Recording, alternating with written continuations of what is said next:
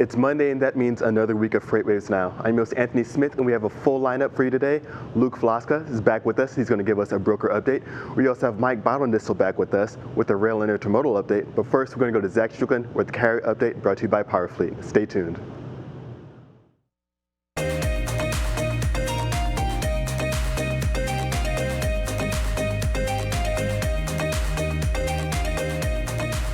Hey everyone, and welcome to your carrier update presented by PowerFleet on this Monday. Hopefully everybody's staying healthy and safe out there. So we're continuing to see tender rejection rates fall, tender volume rates fall as well, or tender volumes, I should say, fall throughout the United States as we expected to see. They are falling rather rapidly. Now, we just had a weekend, so we traditionally see a little bit of a hesitation in either index over the weekend, as we just don't have as much volatility on the 7-day moving average on either of these indexes that we normally see throughout the week, because there is a lot of volatility throughout the week, through that Monday through Friday rhythm that we have.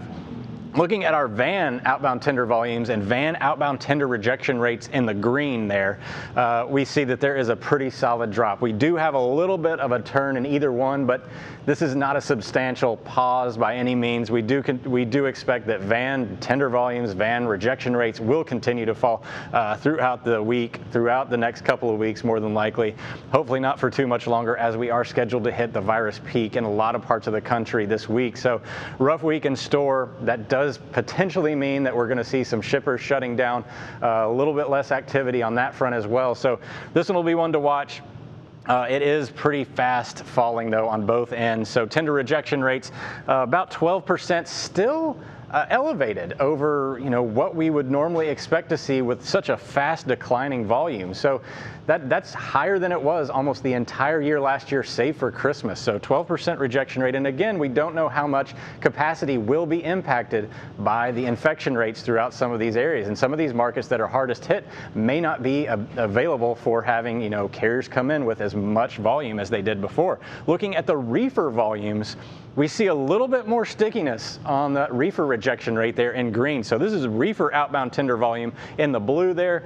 You see those volumes are falling just like the van.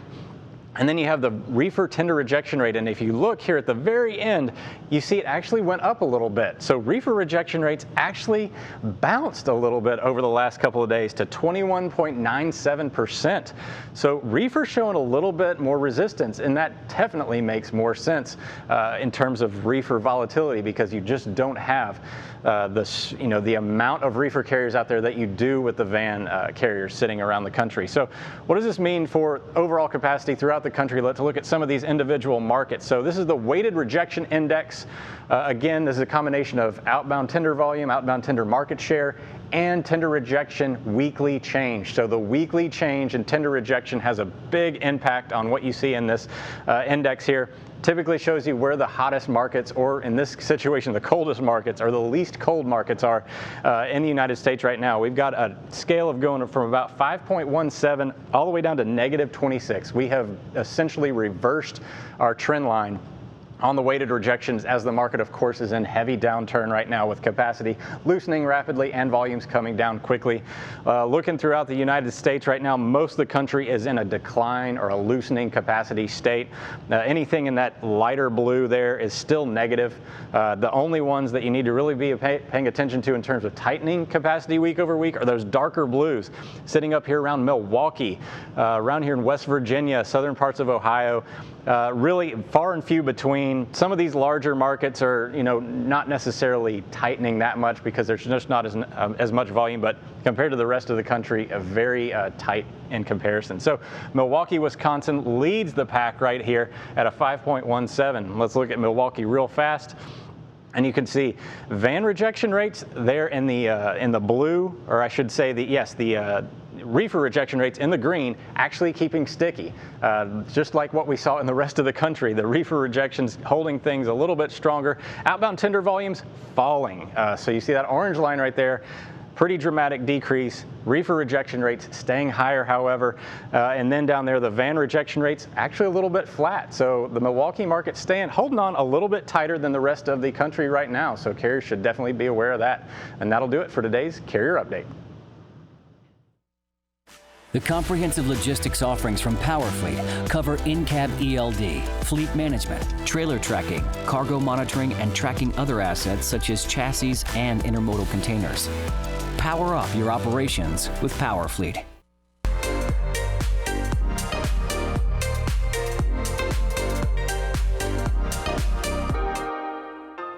Hi, good morning everyone. I'm Luke Falasca bringing you another broker update. And we've got some good movement today going on the freight market, so let's go ahead and take a look.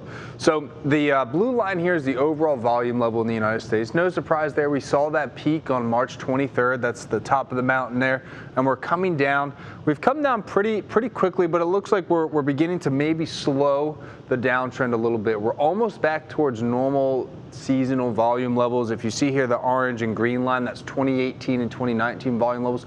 So it looks like we're slowing down as we're going back to normal volume levels. So we might just go ahead and hang out in those normal volume levels. We might dip lower. We might hang out where we are.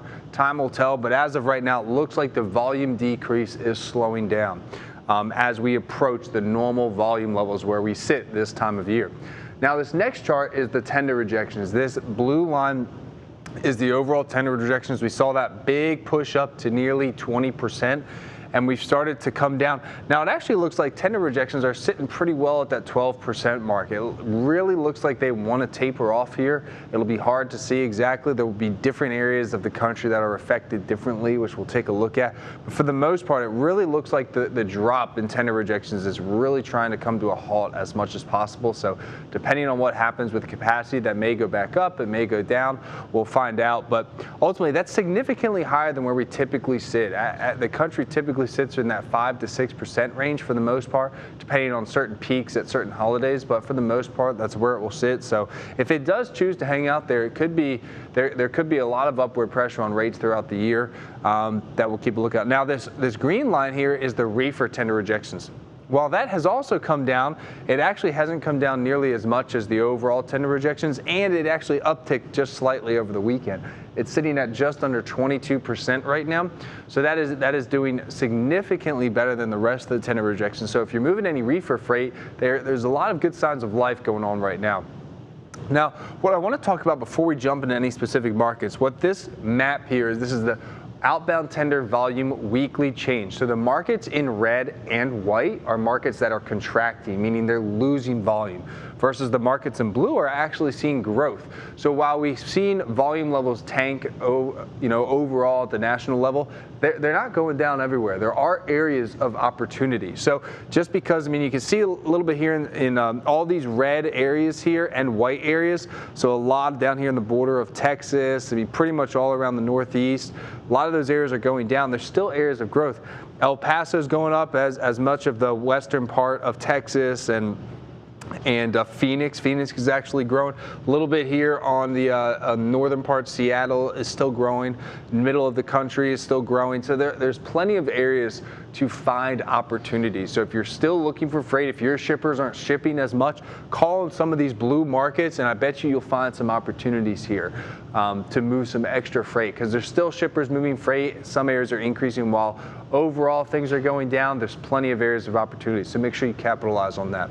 Now, I want to go ahead and take a look at the Laredo market real quick. So as tender rejections fall, since they have fallen a lot, this is where you change things. Remember, when tender rejections go up, that's the perfect opportunity to increase your spot market rates. But when tender rejections are going down, which is this blue line, right, we see that peak out of Laredo. This is for drive-in, that peaked at about 13%, and it's fallen to just under 9%. You now need to lower your spot market rates. Okay, so as the tender rejections continue to fall, you push rates down on carriers to increase margins. Okay, carriers will be willing to move the loads for less, so that's the perfect opportunity. And a big correlation. You see this green line? That's the drive-in volume levels out of Laredo. So you can see how much they've fallen. Right, they're falling much more rapidly than in other areas of the country. So as that continues to fall, capacity will loosen up, potentially pushing tender rejections further. So just be aware as that happens. I'm Luke, and that'll do it for today's broker update. Voices from every corner of the supply chain concerning all modes of transportation. From the world's largest logistics podcast network, this is what the freight tech revolution sounds like. Freightcast presented by FreightWaves. Subscribe now wherever you get your podcasts.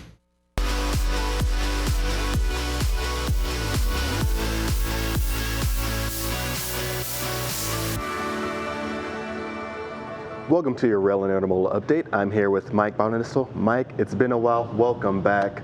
What do you have for us today? Thank you. So first talking about rail traffic here. So rail traffic in week 13 was down 11.4% overall. So the rail carload traffic, which is what we have on the board, was down about 8%. Intermodal traffic down about 14%. So this chart goes through the various segments of rail carload traffic. And some of those are more cyclical than others. Some of the least cyclical would be something like grain. But really, for the most part, all these others are being negatively impacted by the economy. That 11% drop in volume is about double what we had been seeing year to date, and that's going into the year you were expecting the improvement in year-over-year comparisons, because the comparisons from last year should get easier. Last year they got sort of worse as the year progressed, so people were thinking it was going to get a little bit closer to flat. Of course, this has been quite an economic shock.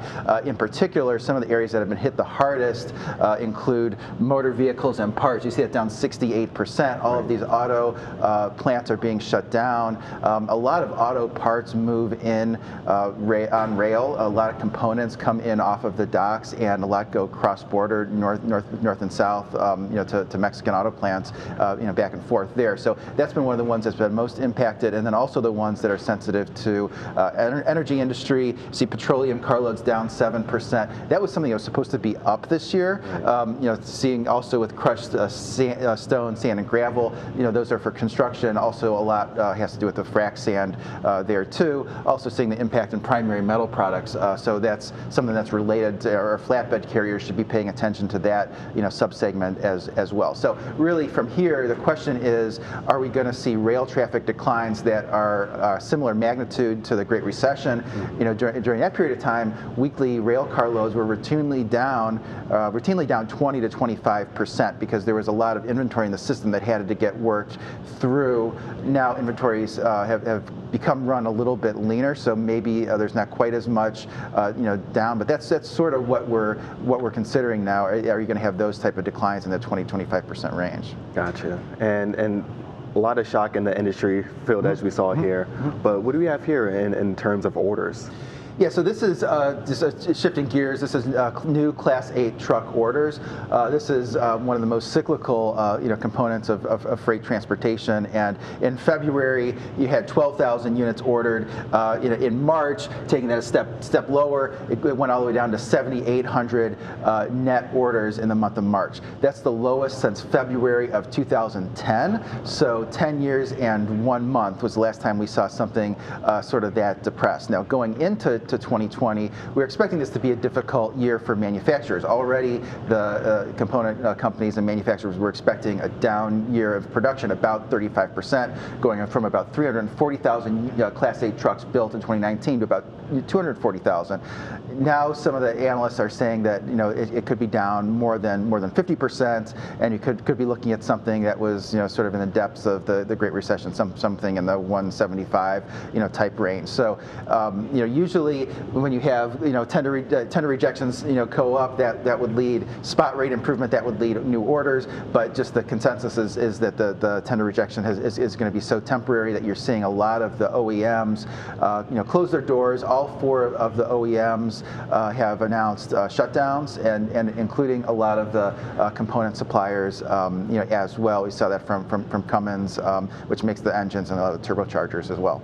Excellent, Mike. Thank you so much. It's awesome to have you back in office, and this has been as insightful as always. Thank you so much for this update, and thank you so much for tuning in. That's going to do for this Monday edition of FreightWaves Now. The content doesn't stop here. Our media team is always hard at work, streaming around the clock, so check us out on all your favorite streaming platforms, including Apple TV.